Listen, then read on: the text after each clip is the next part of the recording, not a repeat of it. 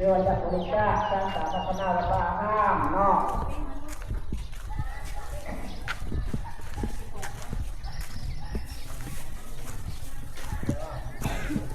อาการทุกข์เป็นโทษโมฆะนี่สร้างครอบครัวนั่งจันนุตาได้ใจจะฆ่าบริจาคพระโกทุกพันปีจะกำลังแก้วกับทุกพันปีจะกำลังเงี้ยกันทุกพันปีพระเจ้าต่างๆคนนี้ได้มาโมทานเสนอขอให้ติดประดับแก้กับผ่านท่องคงใจสบายดีทุกคนเนาะแล้วพระเจ้าปรารถนาที่ใดขอยามเสาร์พี่น้อง เข้าของเงินทองวันนี้เป็นมือวันศีลพี่น้องพากันลงมาใส่บาตรหยาดน้ำอยู่ที่วัดพี่น้องคนกำลังลงมาแล้วพี่น้องเราเก็บภาพบรรยากาศการใส่บาตรภายในวัดพี่น้องซุ่มน้ำกันพี่น้องนี่เป็นมาทางมากเนาะทางทางโอ้เราสวนเนาะตัวนายในทางของเขาเป็นที่เขามาแล้วเนาะก็เป็นตัวละค่ะเป็นตัวโดดในบนโดดเป็นตาเป็นหน้าเป็นเนาะเล่นมันจะโน่เดาะเล่าเห็นนะมันบ่เห็นนะปะลูกจะโน่พ่อแม่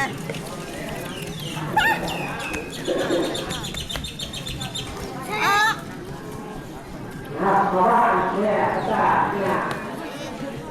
เนี่ยจ้าเนี่ย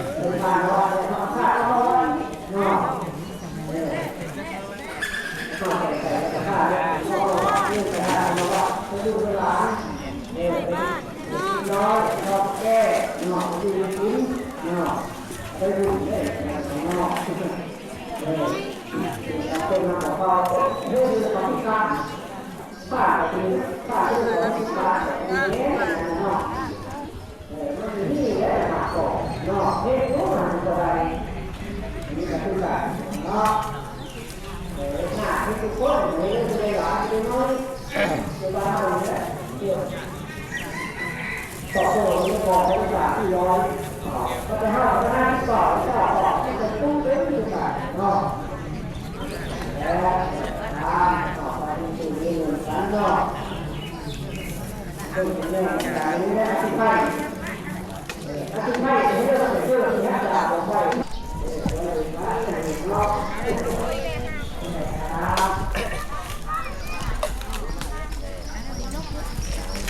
มาเลยเนี่ยมาบุญลูกเป็นยังไงจะทอดเลย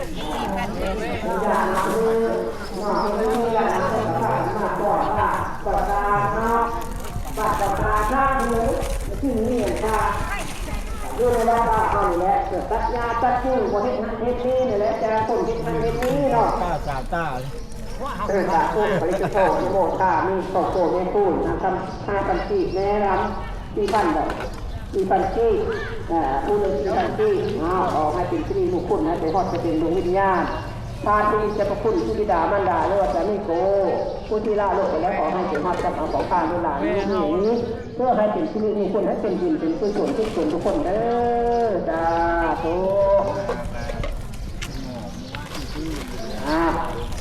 ใส่บาตรแล้วเข้าศรัทธา อุทิศก็บุญก็จะให้เจ้าพี่น้องเด้ออุทิศให้เลยก็อยากนำเนาะอยากนำแล้วครับอุทิศแล้วว่าจะขึ้นเนาะตรงข้าจะขึ้นโดยความใจก็ข้าบริสุทธิ์เนาะเอาลงมาวัดแล้วเราก็ต้องไปขับพ่อเนาะขับพ่อนี่เลยขับพ่อนี่นะเป็นที่ยากน้ำนี่ไม่ขับพ่อเนาะเป็นที่ที่ตัวนี้ที่ที่เนี่ยที่ระบาดซ้ำๆหลอกที่ดาขนาดเข้าที่เอวไปวัดให้ผมทำข้าวเมาเนาะเราค่อยเราเล่นเมาเลยลาบก็เพราะนั้นจะได้ก็น้ำคิดน้ำใจน้ำพักตัวใหญ่โยมเฮาเนาะ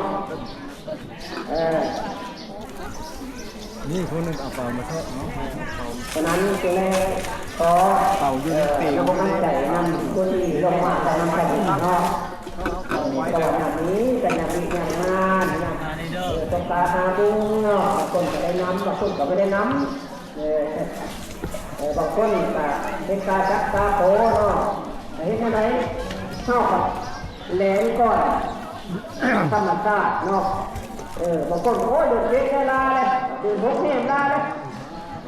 เดือดห้าทั้งไม่เลยโอ้ยมันจะเลื่อนให้ตัวเนาะเดี๋ยวกระดานเนาะเดี๋ยวป้าตัวไฟของไปของล่าบ้านไปบ้านน้ำตัวเอานะบ้าน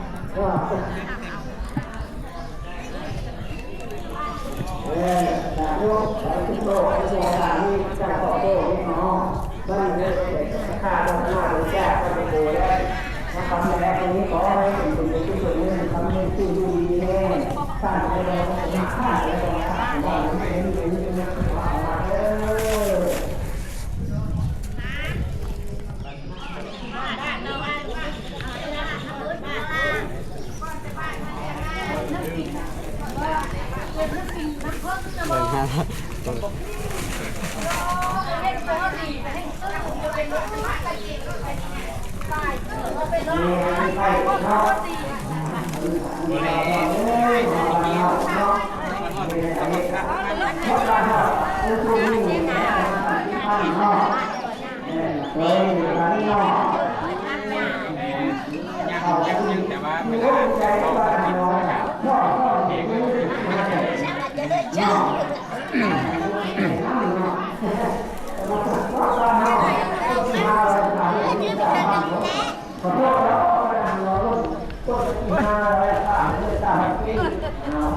นี่ก็ขอท่ามีนอกมีวันนั้นมีดาบกาโชก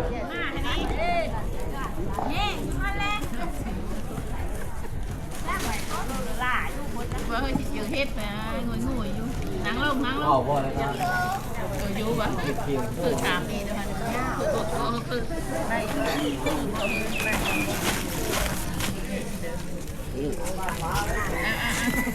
นี่เวลานั่นบ้าน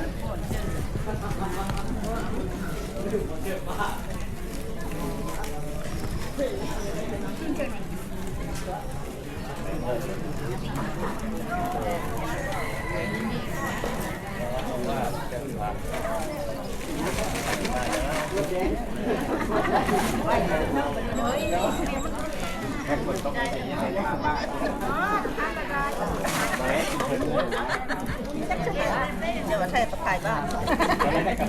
เน้นปลาเราบ้านเล็กอันนี้บ้าน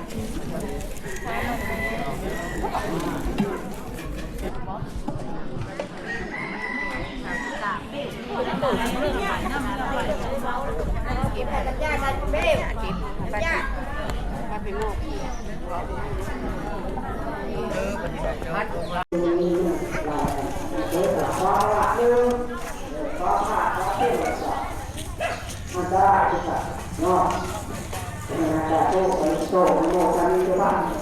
่น้องครับก็ใส่บาตรหยาดน้ำแล้วเด้อพี่น้องครับก็จะได้ขึ้นในวันนี้เนาะ